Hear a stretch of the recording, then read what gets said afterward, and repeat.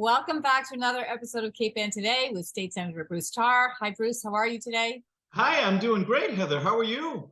I'm good. I'm good. And you must be so happy because that budget finally got passed. I am very happy. It took longer than it should have to get it to the governor's desk, but I'm glad that she spent some time reviewing it, went through all the items, and signed the vast majority of it into law. In fact, Heather, her vetoes only total about $272 million, which in a budget document that now stands at $55.6 billion is not a lot. So there's a tremendous amount of agreement here between the legislature and the governor. So what were the vetoes and why did they happen? So it's a very important point because the governor vetoed the things that she did, and it's about 35 different accounts, not because she disagreed with what was being spent from those accounts, but she disagreed in how they were being funded. So to put the final budget together, the conference committee used money from our transitional escrow account, which is sort of a mini rainy day fund that we put money from the budget surplus over the last couple of years and federal relief money into, knowing that we may have some budget uncertainty. And so the conference committee used some money from that, about $270 million. The governor said, I don't think that's appropriate. I think we can fund these things in other ways. And so she reduced those items with an understanding that they're going to be funded in some other manner. And there'll be a further discussion on that. So even in that case, it wasn't that she outright repudiated those spending items. She just said, let's pay for them a little bit differently. But Heather, the thing that a lot of us always look at are earmarks in the budget, areas where legislators specifically say, we want this amount of money to go to this particular thing. And when it comes to those, the vast majority of them survived the veto pen. They got signed into law.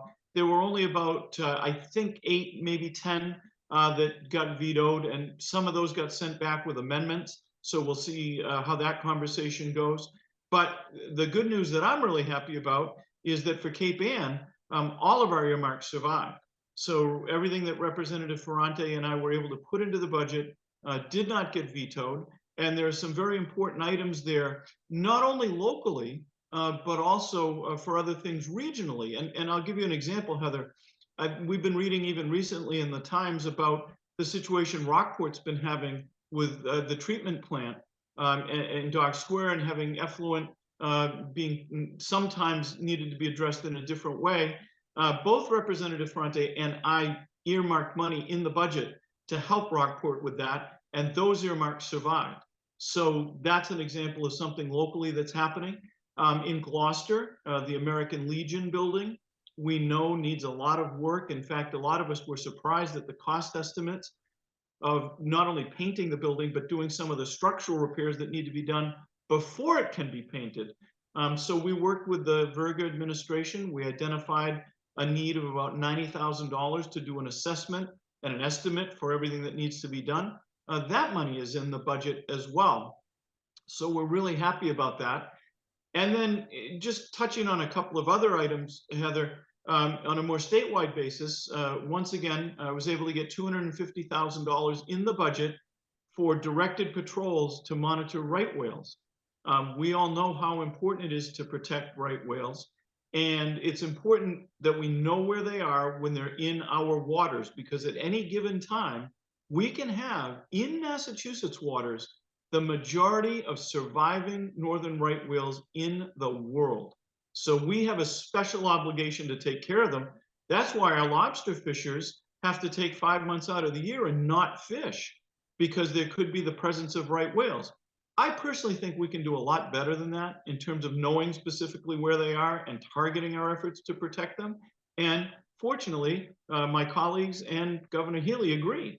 And it was interesting, we had a meeting this week at Ocean Alliance, and we're exploring the possibility of partnering between Ocean Alliance and the Mass Environmental Police to use drone technology to be able to surveil a far greater area of Massachusetts Bay than we can right now, just putting individuals on boats and going out and looking for the whales. So there's a lot of things happening there. Drought management. We have another investment in drought management planning. As you know, we have a task force in our region that's working on that. And I won't go through them all, just except to say, We have a lot of important investments in the budget. They all survived the veto process. And now those dollars will be coming home and going to work for people all around us. Well, tell us about the tax relief package that you were always trying to put together. Well, I think that a tax package is long overdue, and I think most people agree with that. Just as a bit of a refresher, the House has passed a version of that tax package. The Senate has passed a version of that tax package. The governor has filed her own version of that tax package. And the important thing is, Heather, the components line up. Most of the things we have in common. There are some differences in how we execute some of those ideas. And a prime example is the estate tax. For instance, the governor would like to raise the threshold of eligibility to $3 million. The House and the Senate are at $2 million. But the Senate version actually has a tax credit so that there's no cliff effect, so that if you don't quite make the $2 million, you don't go back to square one and start taxing from $1. So those things are really important, and they've been voted on numerous times. It's time to get this done. And this budget doesn't include that tax relief package, but it does set aside over $500 million for the first year of implementing a tax package when we put one together and get it signed into law. So we're returning back to formal sessions right after Labor Day. And my hope is that when we come back, one of the first things we're going to get passed onto the governor's desk, finally, is that tax package. And this budget makes an allowance for that in terms of setting aside the dollars that will be needed to implement it. Well, so we are recording this on August 14th, and you are off to Lunenburg soon, right? Gloucester's sister city? I am hoping my schedule is going to allow for that, but certainly a whole lot of people from Gloucester will be heading to Lunenburg. And the reason for that, Heather, is that for over 70 years, I believe we're in our 71st year right now, folks from Gloucester and Lunenburg have been racing each other in dories. And for someone who doesn't know what that is, it's a boat, and it was the backbone of the fishing industry for a number of years in Gloucester and other places as well. A dory is about a 16-foot boat. It was generally rowed by two people, and it set out a trawl that could be as long as a mile or even longer with baited hooks. And the fish were brought back onto the dory and brought to a schooner. And interestingly enough, Heather, the dories were stacked on the deck of a schooner and brought to the Grand Banks, where they could be 1,000 miles offshore. That's how we get the story of Howard Blackburn, which I know we've talked about in the past. But it also became a source of pride as to who could race these dories faster than their competitors. And they became an international competition. There is a Canadian Dory Racing Association. Right here on Cape Ann, we have the International Dory Racing Committee. The Canadians come here, and they did in July, and we had our races. And in August, late August, we go there and we race in Lunenburg Harbor. And it's an incredibly exciting thing.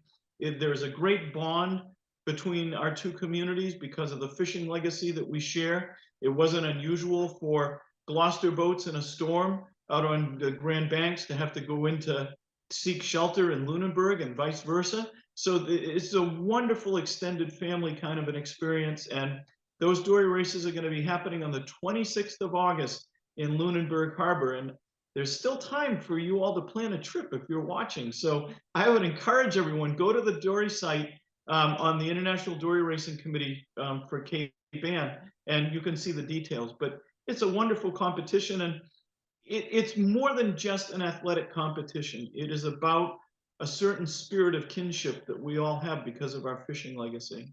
In fact, the most storied races among schooners happened right off Gloucester, and they involved the Gertrude L. Tebow and the Blue Nose. And Blue Nose is home ported in Lunenburg. And once in a while, Lunenburg visits us for Schooner Festival. I don't know if she's going to be here this coming fall, but those were races that were epic. And in fact, the story of the races has found its way into a lot of different publications and films. And there's, again, a wonderful kinship between people who were driven to get the best out of the bounty of the ocean and to deliver a food resource for the people of their respective nations. And that drove the constant pursuit of excellence, whether it was in ship design or navigation or technology all of those things. And it's a wonderful thing to think about, and it's a particularly wonderful thing to think about as we celebrate 400 years of Gloucester, where many of these things were either developed or advanced. I would like to argue perfected. All right. Well, thank you for all that. And thank you for being on the show. And we will see you very soon. Thanks, Heather. And again, thanks for the opportunity to come and chat. I really appreciate the community element of 1623 Studios. It helps bring us all together and helps us share a lot of important information. And thank you for being a great host. Thank you.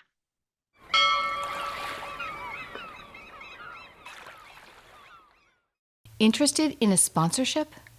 Email sponsor@1623studios.org to learn more.